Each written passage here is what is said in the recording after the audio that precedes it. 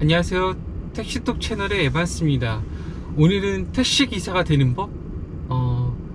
네, 택시 운전 자격증 취득 방법에 대해서 좀 알아보려고 합니다.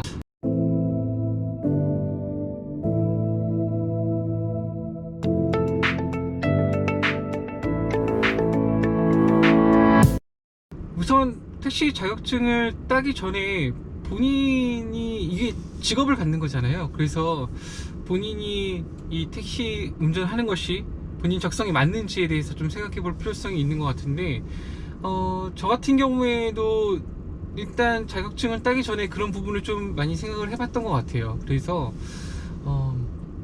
내가 운전하는 걸 좋아하는지, 그리고 장시간 운전하는 거에 대한 부담감은 없는지, 뭐 이런 부분도 좀 생각을 해봤던 것 같습니다. 뭐 그런 걸 떠나서 직업이라는 게 단기적으로 접근할 부분은 아니잖아요. 그래서 장기적 차원으로 이 직업이 나한테 맞는지, 적성에 맞는지는 꼭 한번 살펴봐야 될 부분이기도 합니다. 제가 생각하기에는 뭐 택시 직업이 저는 되게 좋은 것 같아요. 저는 만족도가 좀 좋고, 일단은 저 같은 경우 운전하는 것을 좋아하고, 뭐 장시간 좀 운전한다고 하더라도 특별히 부담감이 별로 없고요. 그리고 사무실에 있는 것보다 좀 밖에서 나와 있는 걸 조금 더 선호하는 부분도 있고, 택시 운전해 보면 알겠지만은 뭐 의외의 장소에 의외의 사람들을 만나서 겪게 되는 그런 경험들이 되게 좋은 직업인 부분이 있습니다.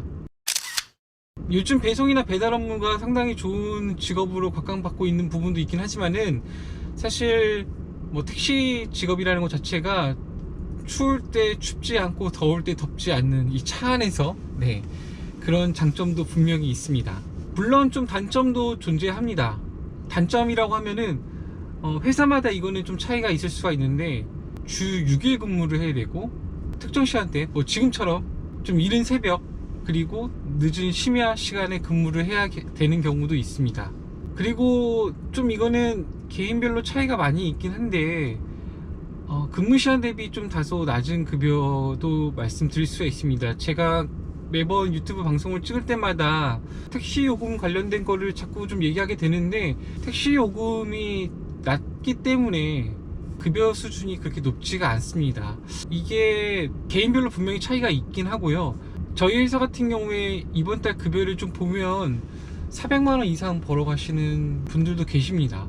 네, 이거는 개인마다 좀 차이가 있을 수가 있고요. 월 평균을 굳이 좀 말씀드린다고 하면은, 성실하게 근무를 쭉 했을 때 한 230에서 250 세전 말씀드릴 수가 있을 것 같습니다. 그럼 본격적으로 택시 기사가 되는 방법을 좀 말씀드리자고 하면은, 일단은 기본 자격 요건이 있는데요. 그렇게 어렵지 않습니다. 만 20세 이상이고, 그리고 운전 경력이 1년 이상, 그리고 문제되는 범죄 사실 이력이 없어야 되고요.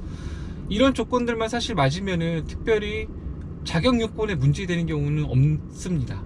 자격 요건 관련된 자세한 사항은 인터넷에 응시 접수를 할 때 하나씩 좀 확인해 볼 수가 있고요. 만약에 이게 거짓으로 작성되었다가 나중에 뭐 범죄 경력을 조회했을 때 만약에 이력이 있었다고 하면은 합격 이후에도 취소가 될 수 있는 부분은 꼭 참고하시기 바라겠습니다. 필기 시험은 운전 적성 정밀 검사랑 도로 자격 시험으로 나눠집니다. 보통 우리가 얘기하는 도로 자격 시험이 필기 시험을 얘기하는 거고요. 이 두 가지 시험 같은 경우에는 인터넷 TS 국가 자격 사이트에서 사전에 예약을 할 수가 있습니다.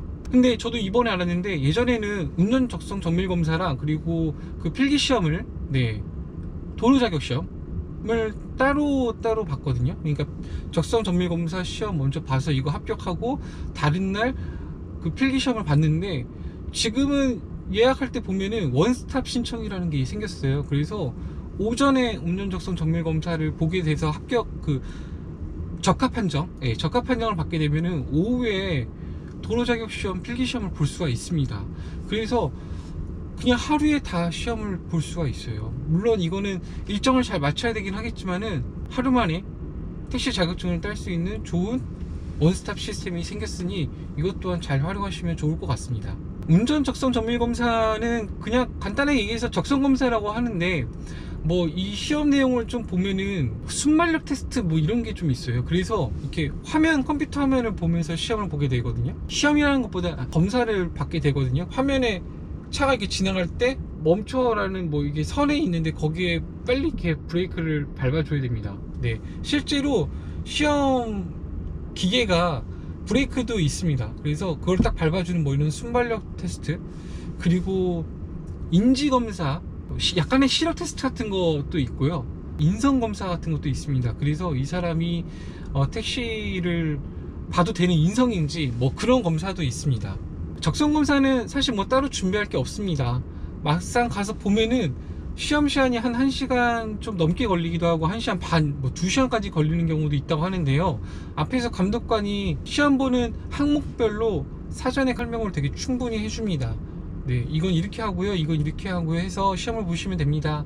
검사를 받으시면 됩니다. 뭐 이렇게 되게 충분히 설명을 해주기 때문에 적성 정밀 검사는 따로 준비할 게 없이 그냥 사전 예약해서 네, 검사 받으러 가시면 될 것 같습니다. 두 번째는 도로 자격 시험이 있습니다. 우리가 보통 얘기하는 필기 시험인데요. 이거는 적성 정밀 검사에 적합 판정을 받아야지만은 필기 시험을 볼 수 있는 자격이 주어집니다.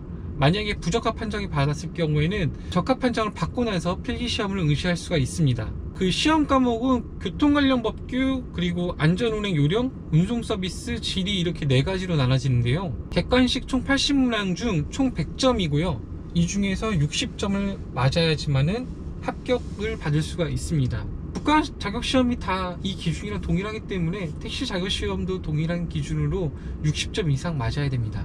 제가 필기시험 볼 때 좀 생각해보면은 시험 전날부터 그냥 준비를 했거든요. 저는 뭐 따로 기간을 두지 않고 그냥 전날부터 준비를 했는데 뭐 외우고 뭐 이런 개념으로 준비를 한 건 아니고 이 시험 문제가 어떻게 나오는지 감을 좀 익혔던 것 같아요. 특히 뭐 지리 문제 같은 경우는 조금 외울 필요성이 있긴 한데 외우기에는 너무 그 지리 정보가 방대하잖아요, 서울 같은 경우에.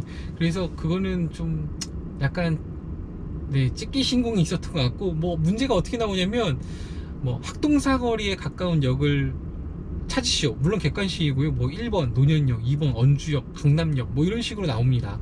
그래서 상당히 좀 은근히 좀 헷갈리는 부분이 있긴 있어요.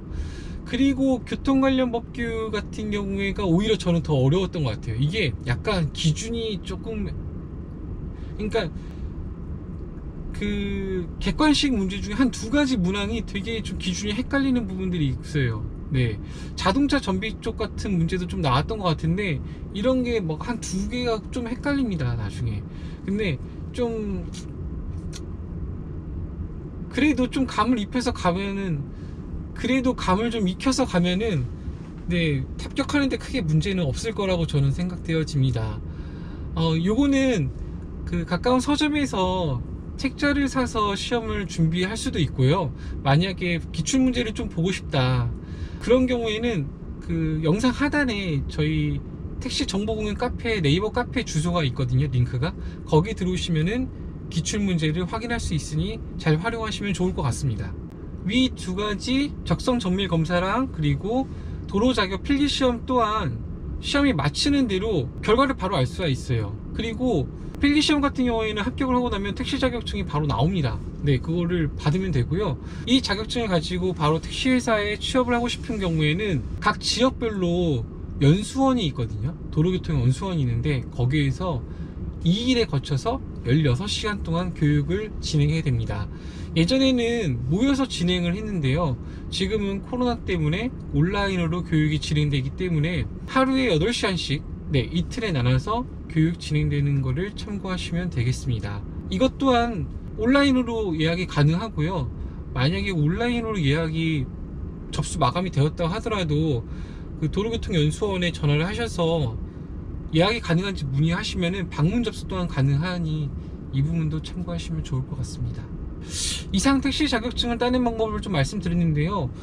법인 택시 취업 같은 경우에는 사실 뭐 각 지역별로 본인 집에서 가장 가까운 곳을 알아보는 것이 좋습니다. 또한 법인 회사마다 그 급여에 대한 기준이나 아니면은 복지에 대한 기준이 좀 다를 수가 있어요. 네, 좀 많이 다릅니다. 그렇기 때문에 꼭 취업하시기 전에 전화로 또는 방문으로 상담을 받으시고 네, 취업하러 가시면 좋을 것 같습니다. 영상 하단에 저희 네이버 카페랑 카톡방이 링크가 걸려져 있거든요. 혹시 커뮤니티를 통해서 다양한 정보를 얻고 싶으신 경우에 아래 링크를 통해서 참여해 주시면 좋을 것 같습니다. 네, 오늘 영상을 마치도록 하겠습니다. 감사합니다.